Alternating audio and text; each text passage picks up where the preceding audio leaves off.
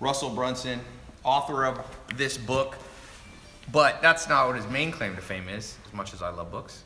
His main claim to fame is building ClickFunnels. 3 years ago, it was at $0. Now it's doing $100 million, and it's got 55,000 clients paying. So for all of you who, by the way, I'm gonna give away cash and this little iPad mini 4, 128 gigs. So pay attention, because we're talking about 4 secrets that you need to know. 5 secrets, actually. So before we get too far into the secrets, I just want to ask you something. By the way, let me do my introduction, just so they can cut this in. Welcome to the TAI LOPEZ show. All right, that's all we have to do. They'll cut the rest out. So, Russell, take me back. 3 years ago, you decided to launch this company called ClickFunnels, which, are you now number 1 competitor with Shopify? I think so. I don't know anyone else is even close, so pretty sure. And you did this, you have 5 kids, you live in Idaho. For all of you who live in smaller markets and you don't think you can make any money, you probably can. Russell is living proof. So what was the feeling to go from 0 and 3 years later be doing $100 million a year? That was never the goal. I mean, the goal is to like try to do whatever, but it's funny because about 4 years ago when we had the idea and we're like, okay, can we do this? Like a lot of people tried it before. I had tried it before. Yeah. Luckily, I had a co-founder named Todd Dickerson who was technically able to build it, and he spent about a year building it, and then it came back and it was just amazing. And so I'm like, all right, let's sell this. And so that's my job, to be the guy selling it, talking about it, and trying to build the excitement behind it. And it's crazy because it took off, and at first it was kind of slow. It took a while to figure out like how to sell and how to get people excited about it. And then when it started working, and then started getting success stories, people having success with it and more, and started growing and growing, and yeah, the last 3 years has been nuts. Crazy.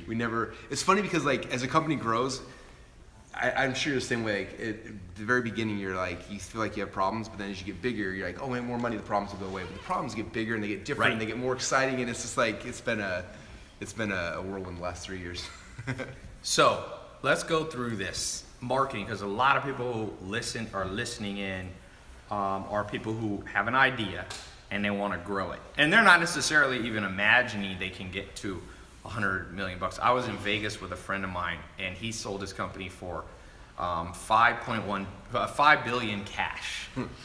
And I was just talking, we were having sushi, it was like a month or 2 ago, and he goes, he had no idea I would ever, in his cut of it, he was owned about 8%. He walked with $4.1 billion after cash. I mean, after taxes. Not bad, right? So for those people watching who can't even imagine, some people are going to become a lot more successful than they're even imagining. What's the number one? Let's try to put these in order. We're going to give 5 marketing techniques. And what you told me, we were just eating some food here in the kitchen, and you were talking about like one of your secrets is not just selling a product, but creating a movement. Tell me about that. That's really your I asked you, the number one thing you think is responsible for growth, and those of you listening should emulate. You've written this book called Expert Secrets. You got Robert Kiyosaki on the front cover recommending it, and the underground playbook to find your message, build a tribe, and change the world. So why do people need to build a tribe? How do you do it? So it's kind of funny because when we were launching ClickFunnels, and I look at in the world that the market we were going into, there's a lot of competitors, right? Mm-hmm. And all of them are like, they're brands, but they're kind of nameless, faceless. They're just brands trying to do this thing, right? And I remember about that time I went to a network marketing thing because I had some friends in it. I was like, I want to see how these guys do their stuff. I show up in this room, and there's like 4,000 or 5,000 people in this room, and everyone's getting on stage and they're crying. And I was so confused. I'm like, this is a software company. Why are these people crying? And like person after person for 2 or 3 days, and I'm so confused. And finally I look over to one of my buddies sitting there, and I'm like, and he said to me, he said, you know what they're doing here? And I was like, I had no idea, but everyone's crying, I'm confused. And he said, they didn't build a software company. He's like, they created a movement. That's why people are here. That's why they're coming. And this is time. So you're saying they built the movement before they even branded this concept? Yeah, well, as they were doing it. And so we were launching ClickFunnels, and I was like, if we're just a software company like everybody else, then we're a commodity, right? And if you're a commodity, then it's like everyone's fighting for like the lowest price, and eventually you price yourself out, and then it's just like that's how a lot of businesses happen. And I was like, we need to build something bigger where people are part of this movement, and they're part of our tribe, and they feel like they belong to this thing. And so about that time we were launching ClickFunnels, and again, at first it didn't take off like I thought it was. And I remember about 2 or 3 months into it, I did a presentation about a concept we called funnel hacking, which is like, you find somebody else has a funnel, you look at it, and then you model it inside of ClickFunnels. And our people started calling themselves funnel hackers, and I was like, okay, this is like a thing we can, so I was like, hey, we're funnel hackers. We started making t-shirts, and everyone that signed up for our software, we make them watch a 10-minute video showing them how to use ClickFunnels. We mail them a t-shirt that said funnel hacker. And all of a sudden, all these people started wearing funnel hacker t-shirts. I got a message today from a guy in China who was at like the market, and he's like, I bumped into a guy with the funnel hacker shirt, took a picture of it, sends it to me, and it happens like all the time because this tribe, this culture, this thing we've tried to build has been huge. And what's interesting is, you know, right now, you mentioned before, we have 55,000 members, and I talk to them because every single week, almost every week since we launched ClickFunnels, there's been like next ClickFunnels killer that's coming out, and everyone, I get all the emails from everyone forward, and like, oh, the competitor's coming out. And so far, I think it's been like 30 something that have come out, and all of them have kind of fallen by the wayside and didn't do much. Do you think that's because they weren't movements like yours? Yeah, well, I asked some of my members, I'm like, how come you guys don't try their software? Why aren't you switching over? And they said, because we're this is not your company, Russell, this is us. We're funnel hackers. ClickFunnels is our tool. Like, this is who we are. And they said, one guy I remember told me, he's like, I look at it long enough, I look at the ad in my Facebook feed just long enough to laugh, and then I scroll on because I know that I'm a funnel hacker and I'm part of this movement. And they don't even, and so it's like, everyone's coming trying to beat us on pricing and things like that. And it's like, no, we built a community, we built a tribe of people who have a belief they're going somewhere, there's a vision of what they're all trying to do, and that has been so huge in propelling us to this growth. They also share, I mean, we get organically about 1,000 people a day that are signed up for ClickFunnels, and that's not coming from our paid ads. These are paid customers, by the way. 55,000 paid customers. And not the free ones like most software. Your free email list is probably, how big do you share? Over 1 million. Over 1 million. Yeah, and we've probably had about 500,000 or so that have actually created an account, but yeah, 55,000 they're actively paying you, and it costs between what? Between $100 and $300 a month. 100 and 300, and then you got some upgrades people can do. Yeah. So, it's interesting you're talking about this because I was just reading this. It's like, I like to read textbooks, even though I didn't go to college. This is how I do my version of college. So I was reading this book on, it's just a Dr. David Buss's psychology book. He's actually coming here tomorrow. It's one of the most interesting guys in the world. And he's talking about the rise of gang membership around the world. And he said it completely tracked the breakdown of the old family unit tribe, right? Gangs started to get big, let's say. I mean, there's always been some form of gang, but people want to belong to something. Mm-hmm. And so now if you can build a business, you see that with like Lady Gaga. She called her fans like wasn't it Little Monsters or something like that? And Justin Bieber, what do they call? Beliebers, right? And that sounds stupid. When I saw that, I'm like, but maybe they're smarter than we think. And you had this thing, funnel hackers, and it's like, what should I use? Zach, what do we need to go? Thailand, Thai tribe. No, I don't tribe. want my name in it because I think it's important. Like you're saying, you didn't build yourself as the brand. Something bigger. In fact, so one of our top success stories I talk about in the book a lot. It's a fitness. She's in the weight loss space, and her last name her maiden name was Tool. So she always was Tool Time Trainer, and it was tough because people didn't self-identify with that. Right. And so she heard this the first time. She was at an event we did, and on the flight home, she's like, I need to change this to something that that my people will associate with. And it was tougher because her business at that point had been her name. And she's like, but that's not big enough for everybody else. And so on the flight home, she was thinking about ideas, and all of a sudden she had this idea. She's like, I'm gonna rebrand it as Lady Boss Weight Loss, and my women are gonna be lady bosses. They went home, they completely deleted their whole business, which was doing well, rebranded it, launched this thing called Lady Bosses. And if you look at her movement right now, they have over 100,000 women who have purchased their programs, who are in this thing.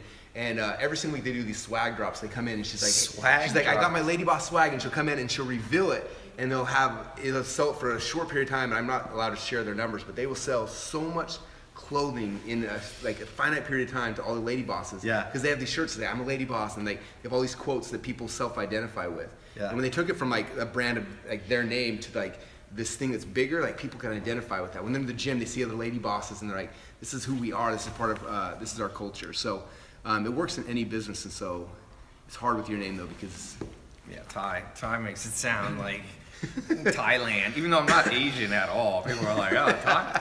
So tip number one for all of you, you can read his book, Expert Secrets. We'll put a link, tailopez.com/clickfunnels, and that will put a link to what Russell's doing. And I just want to reiterate, I've seen this over and over. Even what I do, People, I have Knowledge Society as one of the names of one of my companies.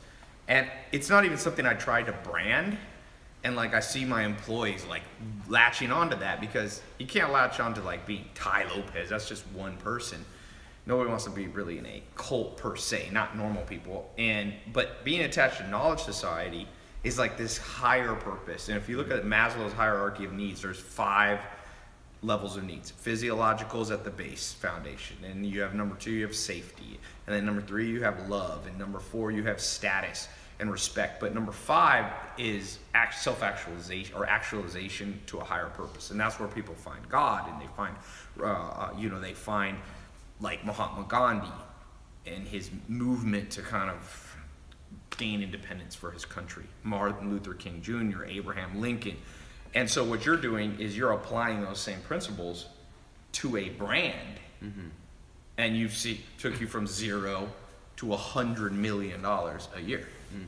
And think about the big brands, like the ones that have done a really good job in the last generation have done that. You look at Apple, like people, biggest company in the world, Apple. People self-identify with that. Oh, right? yeah. Like there's Apple users and there's everybody else. Like there's that thing. You look at shoes, you look at clothing line, look at like the best brands have done that. For some reason, most businesses, like, we don't think about that. It's like, oh, well, I sell this, or I'm a financial planner, I'm in real estate, or whatever. But it's like those who start looking at the pattern. I'm a big pattern guy. Like you see a pattern, it's like, okay, now I know the pattern. How can I amplify that? So we realize this is the pattern.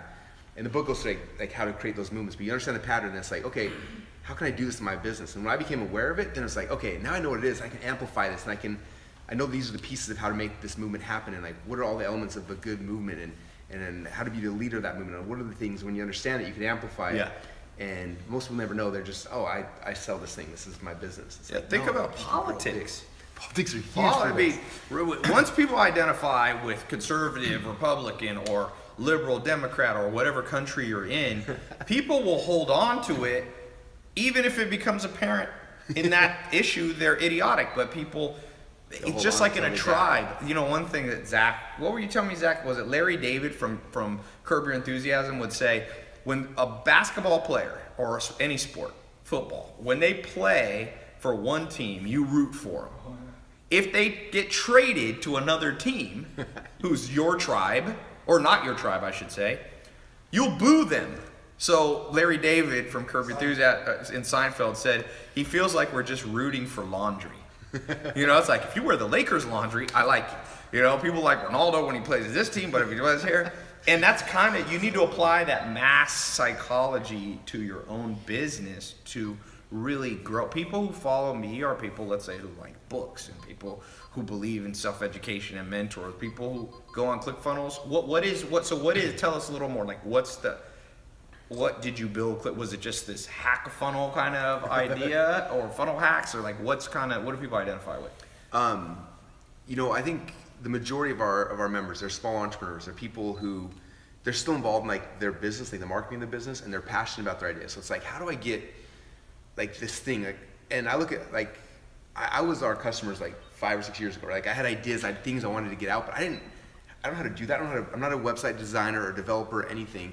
And so I had to like hire people, and it's so slow and just frustrating. So for me, it was like when we had ClickFunnels, I was able to like, as someone who's passionate about my product and my service, I could just go and put it out there really, really fast. Yeah. I was talking to your partner earlier about MentorBox, and he was like, back in the day, he's like, I had 100 developers here to build all of our software and our things. He's like, yes, I'm gonna work for a company now. 2, and they log into ClickFunnels and they edit stuff. Like that's all we do. So it gives people like us who are passionate about a product or an idea or whatever, it gives us, I always tell people, it makes entrepreneurs free to like share their message and not get bogged down in all the tech stuff that keeps people from doing it. And so our people, our funnel hackers, like that's their thing, is like I don't get stuck down all the tech. I can just go and share my message. I can sell products. I can do whatever it is I want to do. And so people have an idea. You're no longer constrained by technology. Yeah. You know that it cost Jeff Bezos back in 1994 when he launched Amazon to build a website. The going rate with programmers, technology, blah, was $100,000 to get a website. Now you're saying with ClickFunnels or Shopify or any of these, this is, by the way, not a paid advertisement for ClickFunnels, although I'm going to become an affiliate for them. So if you click the link, your computer will explode and I'll get all your money from your bank account. That's how it works. Yeah, we have a lot of people. The world is now hyper cynical. So that's why I just tell people, if you click this link, all the money will come out of your bank account and go in mine. So please go to TAILOPEZ.com/ClickFunnels right now. Right now. This is the ultimate scam. Okay, no, I'm just joking.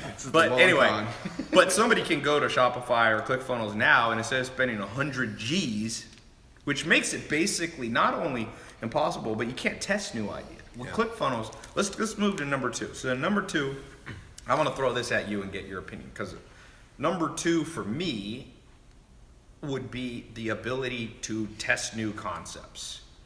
I have such a good story on this. Let's hear it. I'm so excited. Okay, so one of our members, he's actually right now the person who's processed the most money inside of ClickFunnels. I know you guys are gaming, or working to beat. Yeah, we're going to beat him. You're going to beat him. But the guy right now who's got the record, his name's Trey Llewellyn, and what Trey did is he came to ClickFunnels, and I met him right afterwards, and he's like, he was selling t-shirts at the time through, I can't remember t-shirt sites, and he's like, I'm gonna use ClickFunnels, I don't know what my thing is, but I'm gonna launch a funnel every single week till one of them works. And he's like, okay, so his first funnel he put out there, he launches it, and it was just like, next one he put out there and launched it, and like, t-shirts. Initially it was t-shirts, and those were kind of okay, and he tried a couple other things, and some started having some marginal success. And one thing he tried to sell in his past were these flashlights. He had literally a huge closet full of flashlights. And one week they're like, what should we build this week? He's like, let's build a flashlight funnel.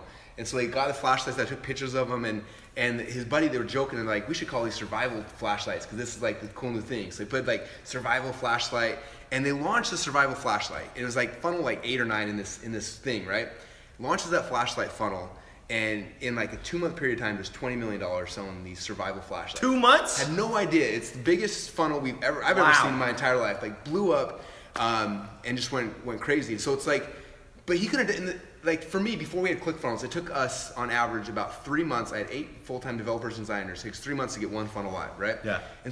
And we would do about 1 every single quarter, so 4 a year, and usually 1 out of 4 would work. So 3 out of 4 would completely fail. So like 1 a year, we're hoping for a home run that'll pay for the rest of the year.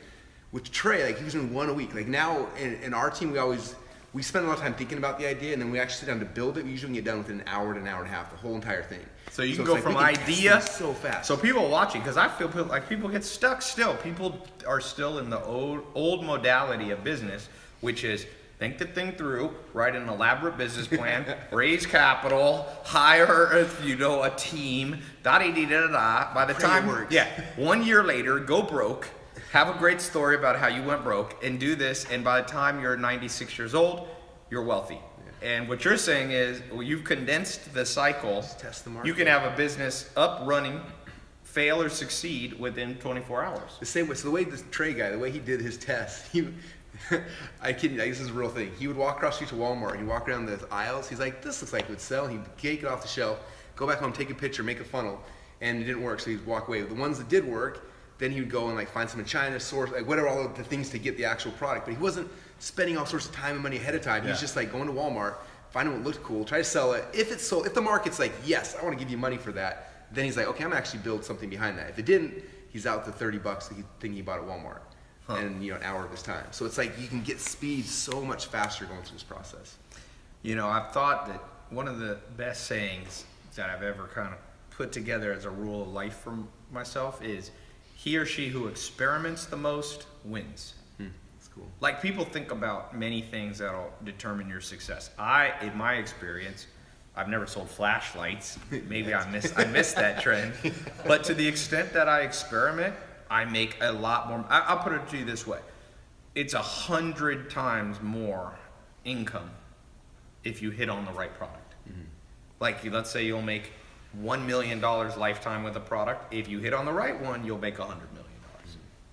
So the reward is huge for using tools that allow, whether it's not just ClickFunnels, you also now have the ability to use Facebook ads, Google ads, display ads, Instagram ads, Twitter ads to quickly validate that you can drive cold traffic to a funnel too.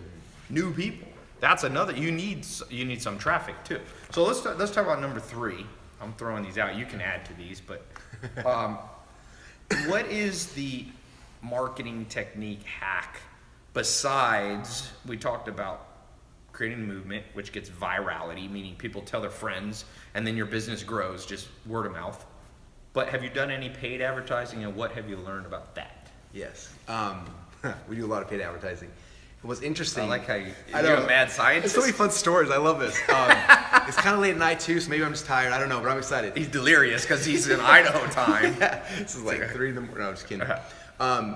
So I'm gonna tell a story that kind of sets this up though. But so when ClickFunnels launched, started growing really fast, and what's been fun is we've had a whole bunch of VCs that have come and try to give us money, and we haven't taken a penny on. We don't want to, but it's always fun to like let them come talk to you and tell you what they think you're worth, because it makes you feel good about yourself, right? So you guys come and talk to us. And so we're at lunch one day, and one of the VC guys is asking all these questions on our numbers and trying to put them out there. And he asked the question, the same question they ask every single time on Shark Tank, right? Cuban's always like, so what's the cost to acquire a customer, right? Every single time on Shark Tank. And so he asked me, he's like, well, what's your cost to acquire a customer? And I was like, well, right now we spend about $120 on Facebook ads to get a free trial. And he was like, oh, he's getting all excited, like doing the math. Like, so we already checked $50 million and get this many customers. I was like, actually, no, but we turned all the ads off. And he's like, why'd you turn the ads off? And I was like, well, because I'm paying this out of my own pocket. Like, this is me bankrolling this. Like we're homegrown. Like, and he's like, well, how are you guys growing so fast? I don't understand. And I said, well, this whole funnel thing that we're doing, we practice what we preach. And he's like, well, walk me through the process. So I walked him through, like, for example, my book, right? This is the funnel, like, that gets people into my world, right? So we sell Selling the book, yeah. So on average right now, it costs me about $12 on Facebook ads to sell one copy of the book. Then someone buys the book, we have an upsell for the audiobook, and there's a training program behind it. Do you do the book free? It's free. They just cover shipping and handling. Okay. And then you have a couple upgrades? Yep. And so on average, we spend $12 to sell a book, but I make $32 in the funnel.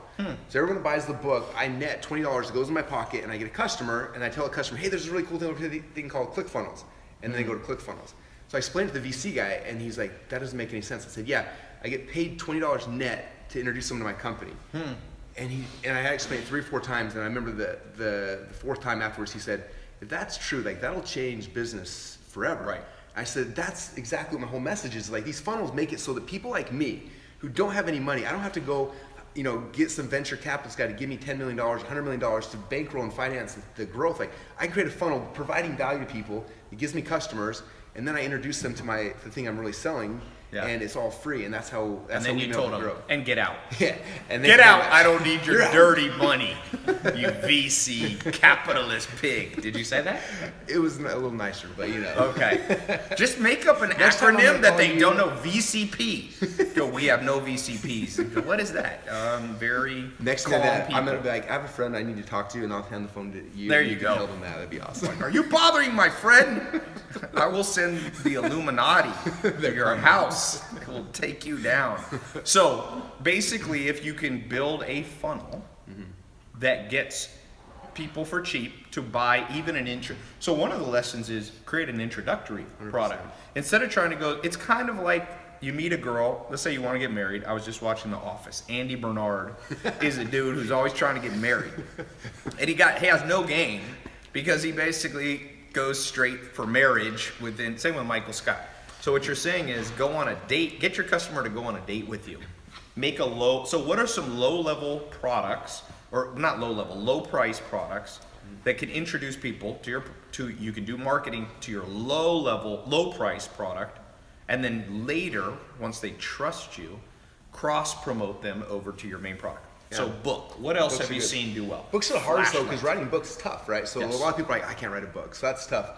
An easier one of my favorite ones I've done for us is I have a podcast as well, and I just took like my favorite episodes from the podcast and I put them on a USB drive, and I added a couple of other audios, and I did free plus shipping, like this USB drive. It's got all my best podcast episodes plus these 3 other things you can't get anywhere else. And do as well as that? It did, yeah. In fact, the best one we've ever done. This is ridiculous. So we have. There's just one sales script. I do the way I do my webinars is a script behind it. It's like one piece of paper script. Okay. And there's a CD that explains the script. And that one took me an hour to record the CD, and I printed a piece of paper. That's the best one we've ever had. Wait, so let me walk me. All right. Piece of paper. It's filming you holding a piece of paper? What they're buying is a piece of paper with a CD that explains the paper. And that outconverted all my books. What does the piece of paper say? One word? It's the sales script for how I structure my webinars. Oh, and it's like kind of a drawing. Step 1, step 2, step 3. It's a drawing. It's a doodle drawing, just like I doodle all my stuff in the book. So it's a doodle drawing, the CD explains it. That one outconverted any book, anything I've done. It took me an hour to make the whole thing. So you don't have to go and it's not like I got to write a book, because this took me 10 years to write a book. It's really hard. Not long. It can just 10 years.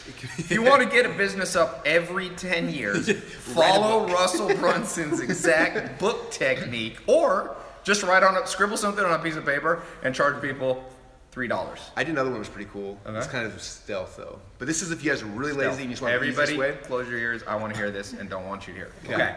So I just went to YouTube, and you can use any market. Let's say you want to be in the survival market, right? Yep. Go to YouTube and find like the 10 coolest survival videos, and then sell like access to a membership site that has like the top 10 highest, coolest survival videos on YouTube. You can go look for them if you want. There's billions of videos. Good luck. Or give me $1. I will give you a membership site that has embedded the top 10 survival ones in the world. Because you're basically curating. Yes. Because one thing that sucks about YouTube, there's too many damn videos. They're out of order. Any subject I look up, I'm like pissed. I was trying to look up the founder of Red Bull. I wanted to hear his story. Mateschitz is his name, this Austrian guy, because I'm building an energy brand. Oh, cool. That's one of the things that we're probably using ClickFunnels right now. Buzz Bears, it's called. Little gummy bears that give you their all natural energy. Huh. So I'm like, I'm gonna just listen in a little bit of Red Bull history. I go there, first video. Okay, this looks. I click. It's in German. I'm like, oh, this is super. And my browser's not set to German. The second one, it was somebody, I kid you not, had uploaded. You know how you can get a computer to read a script? Mm-hmm.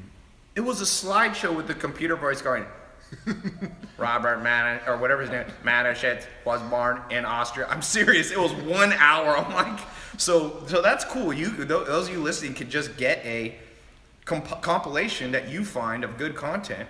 Put it on your own website. There's nothing against the law of doing that. Yeah, they want you to. There's an embed link on YouTube. Yes, they want you to, and they don't care if you charge. Basically, you figure I'm a big believer in who are your dream customers? Like, who do you actually want to sell stuff to in the future? Can I use this idea? Yeah, it's all yours now. Done. Here, bye. I got all I needed from this talk. We're shutting down. We don't need you anymore. But think about it, you figure out who's your dream customer and what videos they actually want, and that way you get when you're going to Facebook or YouTube and you're buying ads. You get your dream customers to raise their hand I want survival videos. And if you just happen to sell a survival course or product, now your dream customers are coming to you and they can introduce them to your whole product line like that. It's so simple. Yeah, some people call that tripwires. Some people call them, they're almost free samples. Sam Walton was doing this with Walmart before almost anybody. He was doing these kind of free trial thingies. Now you go to the store, you've never eaten their kind of corn dog, frozen food. They give you a little free one, and then you go, this is good, and you're 10 times more likely to buy. So you give them a teeny sample. You charge a small amount of money. Is that to keep their credit card on file so you can one-click like Amazon does? Two reasons. One, big one is one-click upsells. It makes one-click upsells really easy in ClickFunnels. And then number two is I want people that buy stuff. Yes. Right? I'm a big believer in I've noticed this in my entire business, is people who buy stuff, yes. Right? And so if someone's not willing to pay $5 to cover shipping and handling on a book, they're never going to give me $100 a month of software. Yeah. And so I want to identify of all the people coming to our site, who are the people that are actually buyers, who are actually legitimately going to play this game. Yeah. If they play with the credit card, now it's okay, I will spend more time and energy marketing this person. I'll get a better relationship because they're proving themselves as buyers. They call that winnowing the wheat from the chaff. Yeah. That's an old school. Hey, if you know what that is, bonus points for you. Well, basically old school, when they make bread, you take the wheat, and you gotta separate out. The chaff is the junk. Mm-hmm. It's the part you can't eat. And the wheat's the part you make the bread out of. So what you're basically saying is you have to have a filtration system with your customers, and putting a payment wall, they call that fancy term for a credit card page, differentiates. Now you're just getting people pouring into your site that are willing to pay. Yeah. And then they get this in the mail, and for my business, they read it, and all of a sudden they build a relationship with me. They understand the movement we're trying to build. They understand oh, this is why I need a fund. Just so many good things to educate and indoctrinate people up front, and then when you have so it's 259 pages. It took you only 10 years. So you wrote 26 pages a year.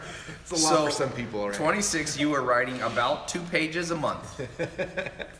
I took a couple years on the middle off, so it's not bad. Hey, I'll tell you this.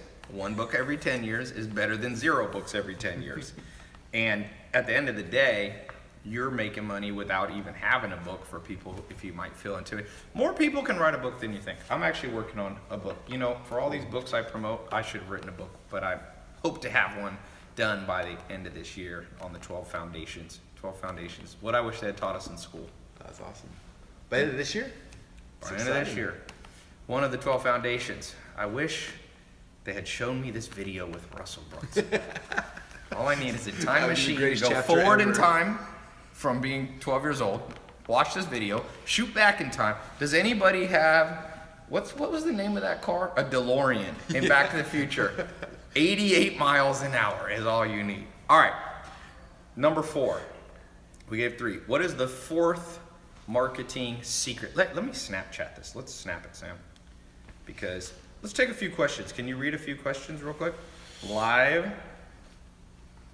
What do we got? I've been seeing them pour in. We got a crap load of people watching this, especially on Facebook. That's exciting. Especially at middle of the night. I'm impressed you guys are still up.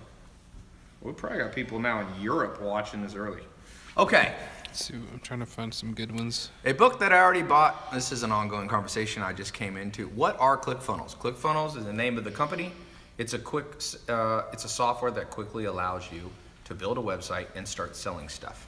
Was that good? That was really good. Product spokesman. They use that as I need to start getting paid for this. This is a simple one. How to start marketing for a beginner. Yeah, so what does a beginner need to know to get, let's do number 4. So this is what we're gonna do. Number 4 is gonna be beginner, the most beginner technique, and number 5 is gonna be the most advanced. So if you're watching this and you're a beginner, Russell's about to give you some bread. And if it's number 5, and if you are advanced, just hold on, you're gonna get something you hardly will understand. I want you to just throw out the most complex hypotenuse of marketing divided by E equals EMC squared of ClickFunnels. Oh yeah, let's snap this. Okay. I gotta do it in 10 seconds. No. Just talk. Let me do that. Go back a little bit so people see that. For all of you listening, you're missing out. Put the flash on. All right. 3, 2. All right, I'm here with Russell Brunson. You're missing this live call. I'll put the replay up. We're on 5 techniques you use to go from 0 to $100 million business in 3 years. What you've been doing the last 3 years, Russell's gonna lay it down. Number 4, we're on the advanced, super simple tip and super advanced tip with ClickFunnels or any type of marketing. What would you say is the most, for the biggest beginner? I mean, they are a neophyte. They got $1 in their bank account. They never built a website. How do they get started? You got this book that teaches it. What do you sell? Flashlights? All right. Nah. He had a customer sell 20 million in flashlights in 2 months. Insane. It's really cool. I think the best way, and what's fun is you guys are all watching this process, right? You practice this every single day. I practice every single day. The biggest thing is get your phone out and start documenting your process of whatever it is you want to do, right? Like every single day, in this book, there's a quote from Garrett White. I was speaking at his event today, and in the book he talked about most people are scared because when they get started, they're like, oh, I'm gonna start this thing and I'm not gonna be good at it, I'm gonna suck. And the reality is like, when you first start this, you're gonna suck, right? But the whole key is like, if you keep doing it, you'll suck less and less, and eventually you'll actually become good. And so my guess, if we went back to the Snapchats of yours, 5 years, 4, when did you start this whole game? Like, yeah, I mean, I've dabbled in 2012 and 13. You were pretty good though for the 2015. Your first video in the garage was amazing. So that wasn't my first one though. Okay, so that's great to know for everybody. First one How's didn't that do as well. How many did you have to do before like one hit? I mean, I really started in 2013 and the big hit was in 2015. Okay, 2 years. This Yeah. is amazing. So this is important because you guys are like, oh, this is TAI LOPEZ, like the big mansion, everything's happening. He's got a million people are listening, but like it didn't start initially, right? Yeah. So one of the guys in here that we worked really close with, his name's Anthony DiClemente. He's got a site called the Biohackers Guide, biohackersguide.com. He wrote this book. He wanted to get a message out. And he's trying to buy ads, all this stuff. Nothing's working. He's like, what should I do? I said, get your phone out, and every single day I want you to make one video showing like some weird biohack, and at the end of it, tell people to go buy your book. And he was like, okay. So he's like, what should I do? I'm like, just do it on any weird thing you want. So he starts like picking a biohack every single day. So one day it was like, he put on these lasers in his nose and his ears, and he like talked about the biohack, and he's like, go buy the Sharks book. with lasers on their heads. Laser beam. And he did it, and then like nobody watched the video. And I posted on his fan page, had like 2 people, like his mom and me were it. And like nobody listened to it, and he's like, this doesn't work. I'm like, doesn't matter, you're learning your voice, do it again. So next day he did another one, and he did another one. And he did it like every day for probably 11 or 12 days. And then like that day, like the 11th to 12th day, he was kind of bored, and he's like, I'm gonna make a video called How to Biohack Your Vegetables.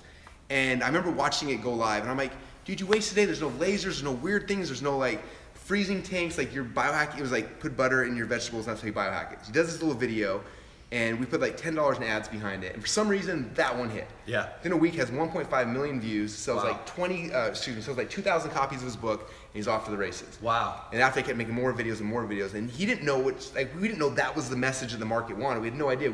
He kept doing it until like it worked. And so if you guys are just getting started, I'd like get your phone out every single day, do a Facebook Live, whatever your thing is you're gonna do. Pick a product you want to sell. It can be yours, it could be TAI's, it could be mine, it could be, you don't have to have your own product nowadays. There's so many things you can be passionate about. Yep. Find something become an affiliate mentor box and be like, this is the great, like, every time you get your box, do a video talking about it, showing what's inside of it and why you're so excited. And just keep doing that consistently, and then put like $5 or $10 in ads behind it. And most of the time your messages aren't gonna hit. But every once in a while, if you do it right, the message will hit with your audience, and all of a sudden like you become an overnight success. Yeah. And that's the key. Like I said, you were 2 years, and all of a sudden that was the first video that just blew up. Yep. And went crazy. Just, you get better. I tell people forget. There's very few things in this world that you do more than once that you get worse at. So you just gotta start. I remember the first time I played basketball. I moved to North Carolina, never picked up a basketball. I was 13, and we moved. My house was basically next to the projects. So I had to go to school. I had to go to the middle of projects. And in the middle of projects in North Carolina, there's a basketball court. So I sat there, and before the bus would come, everybody would start shooting basketball. So I remember taking the basketball and being like, what is this? I grew up playing soccer. So I throw the ball. You ever seen Along Came Polly with Ben Stiller? Yes. And Ben Stiller Sharon and Branson? No, what's the Philip Seymour Hoffman. Philip Seymour Hoffman. I was like Philip Seymour Hoffman. I'm like, like the ball's bouncing off. But you get better with progress, meaning you put one foot in front, you shoot one time, you build one website. People are always like, Ty, how can I be sure my first business is my best business? I'm like, what's wrong with you? Why would you want your first business to be your best one? Mm-hmm. That means you have the inability to learn and get better. That means you're basically some Benjamin Button idiot that you get stupider. You don't get stupider, you get more experience. Let's jump to the most advanced technique, number 5. All right. Okay, so this one, you asked me when we were in dinner over here, you said, how big's your sales team? So my sales team is one person that we use to build our team, and it's me. I'm the only salesperson. So I didn't build a whole sales team with thousands of salespeople like a lot of big software companies do. So I had to figure out, how do I sell to the masses where it's just me speaking to a whole bunch of people, closing 100 or 1,000 or 5,000 people at a time, because I don't want to build a whole sales team. I did that in a business in the past. It was horrible. And so I had to figure out, how do you sell to masses? And I didn't know how to do that for a long time. I had to learn. I went to seminars, I spoke on stages, and did a really bad job of it, and kept like learning how to speak and actually sell in a big audience. And that's how we built ClickFunnels, with webinars that are selling to masses. So we get anywhere from 1,000 to 10,000 people register for a webinar. I come on, I do a 90-minute presentation. At the end of it, people sign up like crazy. It's live? They're live webinars. Yep. And so in that, it's like, how do you do that? Like, selling one-on-one's different, right? Because I'm selling one-on-one, I have a chance to talk to you, and you have a concern, I respond, we go back and forth. And so there's a lot of good salespeople who sell one-on-one, but selling masses, I have to be able to hit like all the big problems at once, and be able to try to resolve everyone's concern without actually resolving anyone's concerns individually. And so it's a big part of this whole book I teach, but this is the advanced strategy I want you to understand, is that to be able to sell to the masses, to be able to convert 10 or 100 or 1,000 people all at once, you have to become very, very good at understanding what people's false beliefs are, okay? So people have these false beliefs that keep them from buying. There's a reason why people aren't gonna pick up the book and read. There's some false belief like, I'm not an expert, I don't believe so they all have something, right? There's a reason why people aren't signed for Mentor Box, they're not going to an event or whatever that thing is. They have these false beliefs that hold them back, right? And so our job as marketers is we have to figure out like, what's the false belief that they have. And typically what happens is that most of us have that same false belief at some time in our life. Mm-hmm. So we have to remember like, what happened in my life? Why do I not believe that anymore? There's a reason why I don't do that anymore. Like, what's the reason? What's the story behind it? We have to go back in time and remember, okay, I don't believe that anymore because of this thing. And then when I'm speaking in masses, I tell stories in a way to help break people's false beliefs. Okay, so for example, probably the easiest one to map this out, and I'm not into network marketing, but it's a really good example of this, right? So let's say I want to sign up, let's say I'm in a room and I got 50 people and I want them to sign up for a network marketing program. So I'm thinking like, what is the false belief most of these people probably have? Like the false belief is that if I join this company, all my friends and my family are going to leave me, right? That's a belief that a lot of people have, okay? And so I think like, well, why do they have that belief? Why do they believe that if that they join the company, they're going to lose their friends and family. And I'm like, okay, well, it's probably because one time in the past, one of two things happened. Number one is that they got into a company, they got excited, they started calling their friends and their family, and they had a horrible experience. All the people hated them. Or number two is they were on the receiving end of that, and they got a call from their brother pitching them and wouldn't leave them alone.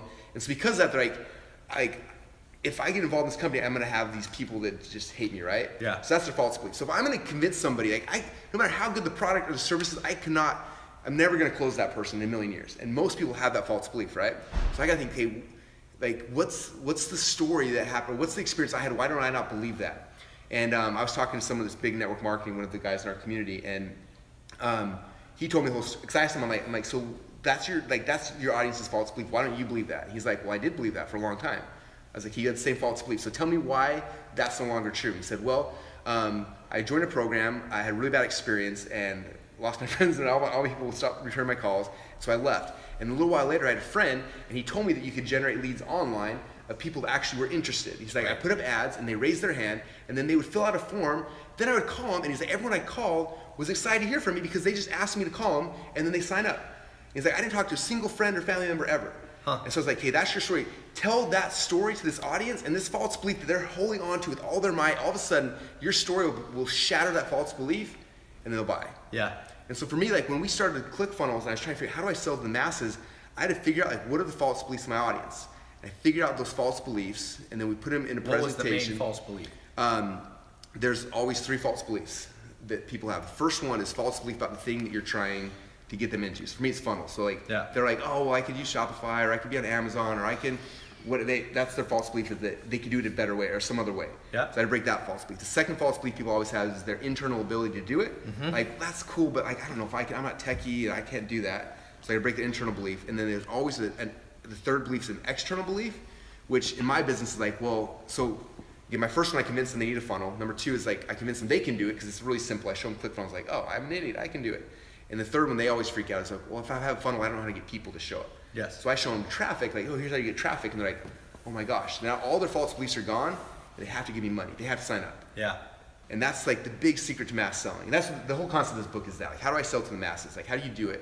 And it's understanding your audience's false beliefs about the thing you're trying to sell them, their internal ability to do the thing you're trying to sell them, and then the external fear they have that could be like, that they can blame on, like, I can't do it because my wife won't let me, or because I don't have traffic, or whatever that external thing is. And you think that's the same in anything you Everything sell? I've done. So out of our 55,000 members, I would say, man, probably 15,000 or so are selling in the masses this way, through webinars, through Facebook Lives, and what they do is they figure out the false belief about the thing they're selling, internal or external. You wrap that, and what's the third one? How do you generalize that one? The third one for you guys was, that people couldn't get traffic. So what would that be for somebody who's not selling something online? Let's say, I don't know, personal fitness. Somebody doing fitness training. So let's talk about Lady Boss. Lady Boss are some of our best success stories. They don't do webinars, they do Facebook Lives. I wish I could share their numbers. They are doing insane numbers. Making Facebook more Live. than $100 a year? Yeah, a little bit. Good. Success story number 1. So their external is like, okay, it's like, I convinced you that you need to follow our weight loss plan, right? Yep. And it's like, I don't know if I can do it because like in the past I failed and I've tried things. It's like, okay, now we have to shatter that one. Like, how would they shatter that? What's an example? Showing them like, trying to get people to lose weight. Number 1, you got to convince them. This is a little bit. I had Wolf of Wall Street here, Jordan Belfort, and he kind of has a similar framework of you got to, number 1, convince them that you are to be trusted as a human. Number 2, he said you have to convince them that the company that you work for is to be trusted. And the third thing, you have to convince them that your product's to be trusted. That's kind of like what you're saying. Number 1, you had to convince them that ClickFunnels has things that Amazon and Shopify don't have. Number 2, you had to convince them that they could trust you, that it would be simple, almost they had to trust themselves. Yeah. And then the third one was the external one. That they had to learn to trust you, that they could get customers. Yeah. So the weight loss one, the external could be like, well, I know I can do this diet plan, but my wife, she always buys all this junk food, and the kids have candy. I can't do it because of that, right? Yeah. Like, who are they going to pawn off this excuse on? Like, that's the external for something like that. But everyone's got that. So how do you break that one? So Tell again, them, leave your wife. yeah, leave her. No, it's like get your family involved, like make this part of the whole thing. Like the family Yes. that diets together, like they have success. And anyway, but you know, for Kaylin who runs Lady Boss, like it's her story. It's like what was. So I come back to her and it's like, why do you believe this is the right product? Yeah. There's a reason why you started this company. Like tell that story. And then it's like you've tried other things before you came into this. Like tell the story about other stuff you tried and why this worked. Boom, knocks down that false belief. And it's like now. You didn't lose weight the very first time you tried it. What were your fears? Like, what kept you from doing it personally? And how did you break that? Tell that story. So tell that story, and all of a sudden the next one falls down. And it's like, no, what are the external things you blamed it on? Like, I can't do it because of why. Tell that story why you don't believe that anymore, and those things fall down. They have to follow you. Yeah. If they don't, then they're lying to themselves. Yeah. And it's So the advanced technique is really, in some ways, you gotta be a master of psychology. It's not really marketing. Marketing is, you could take the M from marketing and it's mass psychology. You know, the M stands for the mass. And the marketing is just a superfluous words. It's really mass psychology. And one of the things you're saying is people follow stuff when they trust it. And you look at mass movements, you were talking earlier about things like cults and things like that. You know, I was reading about World War II Germany at some level. Adolf Hitler convinced Germany that, number one, Germany was the best country in the world. They have song, you know, it was like, they call it, is it Rumspringer or something like, not Rumspringer, I don't remember the name, but basically that they needed room to grow because they were the chosen people of the world. Laban, look it up, it's room something. Anyway, number two, he had to convince him that he, as this dictator guy, was the man to lead them because he had been a man of the people in World War I. He was a decorated soldier who had been wounded and had their version of the Purple Heart and all that. And then the third thing, he had to overcome the belief that, you know, can we really conquer the world? And the point is, Adolf Hitler was crazy, but using mass psychology, he got them, probably at the time, Germany was the most quote unquote intellectually advanced country, had the most, you know, had Goethe and had Wagner and had great intellectuals, Sigmund Freud and Einstein, all these people were like German, Austrian.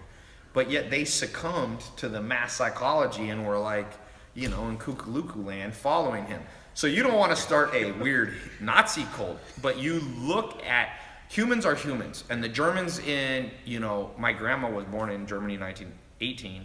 And she watched Germans just, she was like, what's going on? Normal Germans are like, we're going to follow. She actually, her friend Melita Meshman invited her to meet Adolf Hitler in this little house talk he was giving before he was in power. Really? And my grandma said she thought he was crazy right away, but a lot of people convinced them. What was it? Horse whistle lead? No. No, just say Hitler, Germany wanted room. What is the word? Someone, where's all my Germans here? I know you guys are awake. It's like blah blah room. I think it's, or man, now I'm stuck on a stupid point. Yeah. Lebensraum. Thank you. Oh, thank you. Lebensraum. Believe it or not, I actually kind of know German, but not so well. As you can tell, my German's rusty. So, let's just give a couple bonus things. And I saw some questions going. I want to answer. I want to get your opinion on some of these questions. Let me see if I can pull up the one that I saw. Yeah, the word is Lieberum. There we go. Russell is my hero. That's the only German I know. What do you think? All right, great question here from Tom on YouTube.